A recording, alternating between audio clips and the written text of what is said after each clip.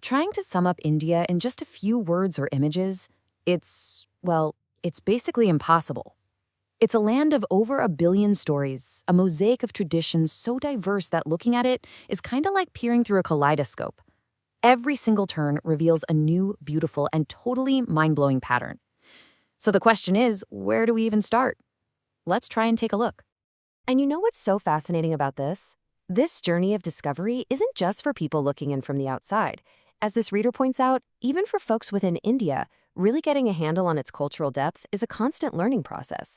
It's an endless source of curiosity that just keeps expanding what you thought you knew. Which brings us to the big question, right? How on earth do you even start to explain a culture this huge, this ancient, and this complex? The short answer is you can't. You can't possibly capture it all. But what we can do in this explainer is give you a few glimpses, a few snapshots from different corners of this incredible kaleidoscope.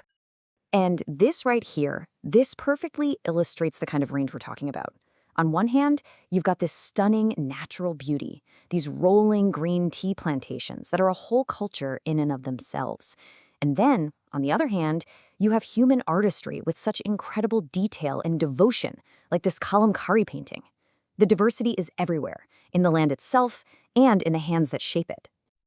So let's start with traditions that have been flowing for centuries, but are still shaping life today.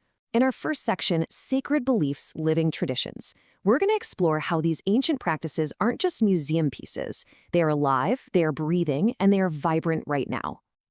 Let's go to the state of Arunachal Pradesh, to the Tani people. Here, the shaman plays an absolutely vital role.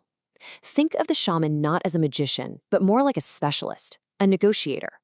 They're the communicators, the crucial link between our world and the spirit world, called on to heal, to find answers, and to keep everything in balance. Okay, so from spiritual balance, let's travel way up, high into the Himalayas, because here, another ancient system of knowledge is absolutely thriving. This one is all about the well-being of the body and how it connects to the universe. It's called Soa Rigpa, which literally means the knowledge of healing. This is a medical system with roots that go way, way back. Some believe it was conceived by Lord Buddha himself. For centuries, it's been the main healthcare system in the Trans-Himalayan region, passed down from one generation to the next. What's so amazing about Soa Rigpa is that it's completely holistic. It's not just about fixing what's broken, it's all about maintaining balance, the balance of your body's core energies, and the balance between you and the entire universe. It's an ancient idea that feels incredibly modern, right? The goal isn't just curing sickness, but achieving total harmony. Now, while some traditions are passed down through knowledge and practice, others, they're literally etched in stone. All across the Jammu region, you can find these memorial stones. They're like silent, powerful storybooks, telling the history and honoring the heroes of the Dogra communities. And these stones are the perfect lead-in to our next theme, culture as one big, epic storyteller. Whether it's on a piece of cloth, carved into a mountain, or expressed through movement, India has a million ways to weave its greatest stories into the fabric of everyday life. For instance, just look at the art of kalamkari. The name itself means penwork. And in places like Sri Kalahasti, these artisans aren't just making pretty patterns. No, they're illustrating entire epics. The massive stories of the Ramayana and the Mahabharata are drawn out panel by meticulous panel on temple cloths. And the process itself is a tradition. First, the cloth gets treated. Then, the outlines are sketched with charcoal from a tamarind stick. And finally, they use this special pen, the kalam, to apply all natural dyes, bringing gods, goddesses, and their divine sagas to life with just incredible precision. But stories aren't just told on cloth. Sometimes they're carved out of solid rock. I mean, the giant caves of Maharashtra, like Elephanta and Kanheri, these are practically libraries of mythology carved into mountainsides. Here, Hindu and Buddhist stories are told with a sense of scale and drama that's lasted for over 1,000 years. And then there's storytelling that doesn't need a single word. Classical Indian dance uses this rich vocabulary of hand gestures, or hastas, to communicate, and it's a language everyone can understand.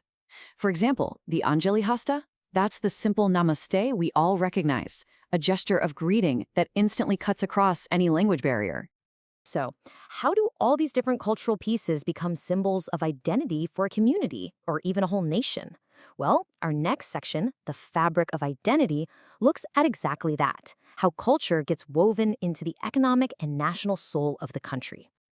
Let's talk about bamboo for a second. For centuries, people called it the poor man's timber. It was just this humble, everyday material. But now, wow, there's been a massive shift in how people see it. It's now being recognized as a sustainable, versatile, and beautiful alternative to expensive wood, transforming it into a rich man's choice. And this isn't some small boutique trend we're talking about. The economic potential here is staggering. By positioning bamboo as a real alternative to timber, there's a chance to tap into a market worth over 100 billion US dollars. I mean, that could completely transform rural economies and create sustainable jobs for so many people. From a versatile grass to the symbol of an entire nation, let's turn to khadi. This is so much more than just hand-spun, hand-woven cloth. It is a symbol of self-reliance, of national pride. In fact, it is the only material that is legally allowed to be used to make the Indian national flag. And making the flag is a process that is just filled with honor and precision. It all starts with hand spinning a specific type of cotton. Then it's woven by hand. The cloth is then sent off to be dyed. And every single flag has to be verified to meet these incredibly strict standards set by the Bureau of Indian Standards. Get this for a level of detail.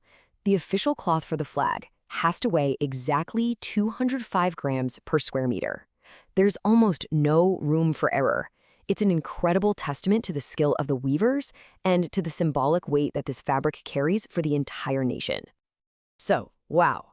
From shamanic rituals to the exact weight of the national flag's cloth, we've kind of jumped across a few fragments of this massive cultural landscape.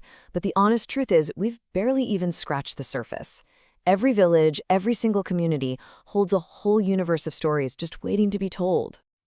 And that really brings us to a final thought. We live in a world that is constantly pushing for everyone to be the same, for one single uniform way of doing things. So when we look at this culture, a culture that isn't just surviving but is actually thriving on its immense, sometimes chaotic, but always beautiful diversity, what can we learn from it? What is the enduring power of a culture that's built not on sameness, but on a kaleidoscope of difference?